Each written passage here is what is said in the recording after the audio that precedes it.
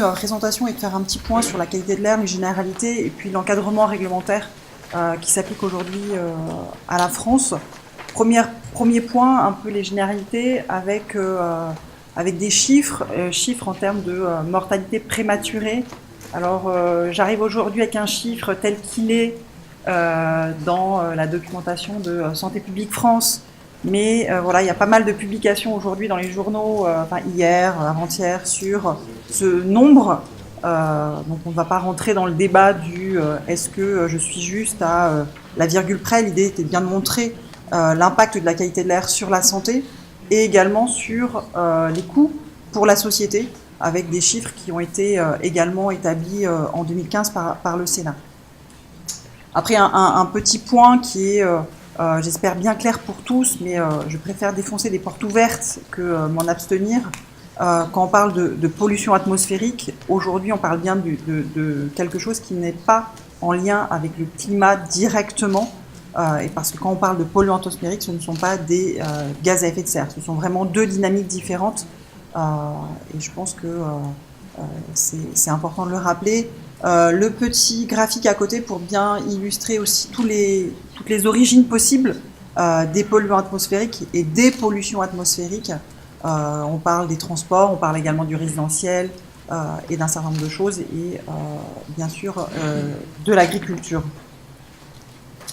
J'ai parlé de pollution atmosphérique au pluriel très rapidement parce que ce sont ici les polluants qui sont aujourd'hui réglementés. Donc on parle des oxydes d'azote, on parle des particules, on parle aussi de l'ozone. Ces polluants-là sont les polluants qui sont aujourd'hui réglementés. Il faut bien savoir que ce ne sont pas les seuls qui sont dans l'atmosphère. Il y a un certain nombre d'éléments qui ont notamment été publiés par l'ANSES en 2018 avec des recommandations pour suivre d'autres polluants. Mais aujourd'hui, les problématiques qui nous intéressent sont vraiment sur un nombre de polluants plus restreint et qui sont notamment réglementés. Alors pour préciser un peu, en fonction des polluants, les origines sont diverses. Pour ce qui est des oxydes d'azote, on a majoritairement des polluants qui sont issus de la combustion. Pour les particules, en fonction également de leur taille, les origines sont différentes.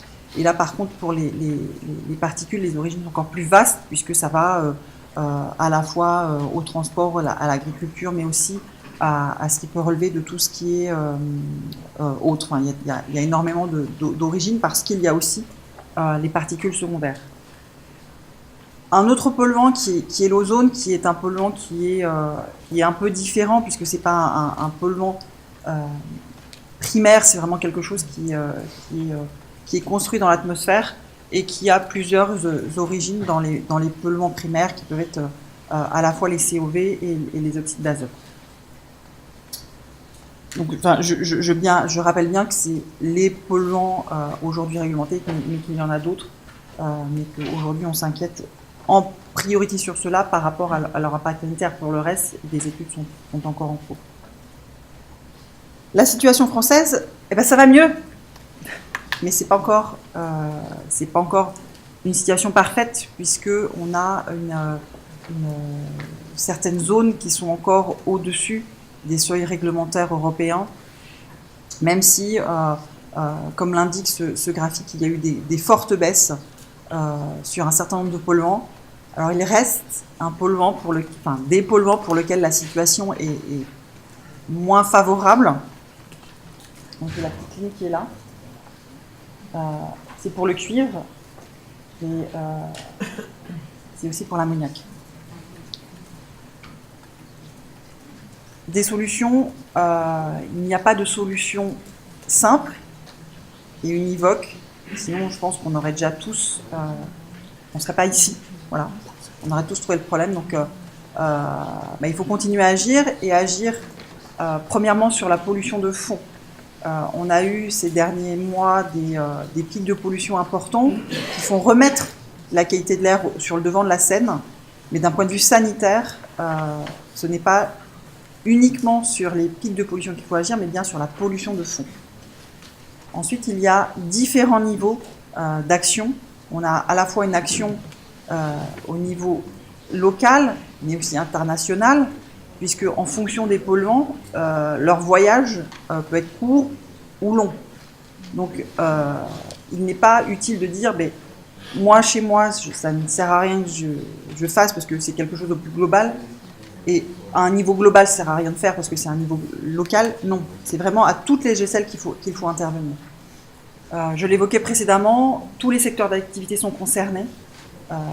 Il n'y a pas un secteur d'activité qui est épargné. Donc il y a vraiment à travailler sur l'ensemble des thématiques aujourd'hui et pour demain. Et quand je dis aussi pour demain, je souligne un petit peu la partie urbanisme, puisque l'idée c'est travailler aujourd'hui pour que demain les formes urbaines n'induisent pas par exemple plus de gens exposés, ou alors des formes urbaines qui induisent des concentrations de pollution. Après, la qualité de l'air, c'est quelque chose qu'il faut intégrer dans l'ensemble des politiques. Moi, je dis souvent que nous, qualité de l'air, notre métier, c'est mettre le pied dans la porte et de rentrer par tous les chemins possibles pour travailler sur l'ensemble des sujets. Et ensuite, on a besoin de tous, j'allais dire à toutes les échelles, mais aussi sur l'ensemble des parties prenantes, que ce soit bien sûr l'État, les collectivités, mais également les entreprises, les ONG et jusqu'aux citoyens, puisque par exemple, je prends l'exemple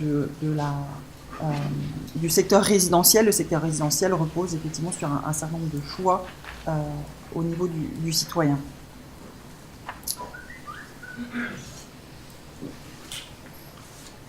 Petit focus sur les textes européens qui encadrent la qualité de l'air. Là, je vous présente les deux majeurs avec une dichotomie assez simple. La directive qu'on appelle NEC, qui est sortie en 2016, qui fixe des objectifs de réduction d'émissions, avec un certain nombre d'échéances qui sont 2020 et 2030, et une échéance intermédiaire à 2025, et une directive qui fixe des objectifs en termes de concentration. Là, l'échéance était en 2010. J'ai mis 3 petits points parce que les 2010, on ne les respecte pas. Je ne l'ai pas précisé précédemment, mais il faut bien aussi faire la distinction entre émission et concentration. Les liens ne sont absolument pas directs et potentiellement peuvent être contre-intuitifs. C'est-à-dire qu'il peut y avoir des réductions d'émissions de 50% d'un polluant à un certain endroit, même éventuellement au niveau français. En fonction des polluants, ça ne va pas directement être traduit par une réduction de 50% des concentrations. Et en général, il faut aller plus loin en termes de réduction d'émissions pour espérer avoir un petit peu de concentration. Typiquement, si on a 50% de réduction, je dis, c'est vraiment un cas d'école, ce que j'évoque. S'il y a une réduction de 50% d'un polluant, on peut éventuellement espérer jusqu'à 50% de réduction de concentration, mais en général, c'est en deçà. Donc l'effort sur les émissions est important à faire si on veut que ce soit significatif en termes de concentration dans l'air. Juste pour votre information, pour ceux qui sont en Ile-de-France, tout le monde connaît Air Paris, fait le petit bulletin qui est qui passe à la télé. Là, on parle en concentration, juste pour information, et je crois que dans le centre aussi, il y a maintenant une information télévisuelle. Texte européen, potentiellement des contentieux. Donc il y a effectivement des contentieux auprès de la Commission européenne, comme je l'évoquais, pour non-respect des échéances fixées dans la directive 2008-50. Un petit graphique ici pour expliquer un peu où on en est. Le traité fondamental de l'Union européenne définit des procédures de sanctions en 2 étapes. Nous sommes aujourd'hui pour les particules et les NO2, c'est-à-dire le non-respect de concentration dans l'air de particules et de NO2 dans la première étape, mais nous sommes très avancés dans la première étape. Notamment pour le NO2, la Cour de justice européenne a été saisie en octobre 2018, qui est la dernière étape avant un arrêt. Alors cet arrêt-là n'est pas encore un arrêt qui induit des amendes et des astreintes journalières en euros sonnants et trébuchants, mais par contre, suite à cet arrêt-là, on passe à la 2e étape, qui elle, au final, là, il y aura une condamnation potentiellement financière, mais ce qui est aussi important à avoir en tête, c'est que si on passe dans la 2e Deuxième étape, potentiellement, il y a une ingérence potentielle de la Commission européenne dans nos politiques. Et l'objectif ne sera plus de nous démontrer à la Commission européenne qu'on fait mieux, mais c'est à la Commission européenne qui pourra nous imposer la mise en place de certaines politiques. Donc ça, c'est quelque chose qui est aussi important à avoir en tête. L'arrêt, certes, n'est pas financier, mais pourra être compliqué d'un point de vue de politique publique en faveur de la qualité de l'air.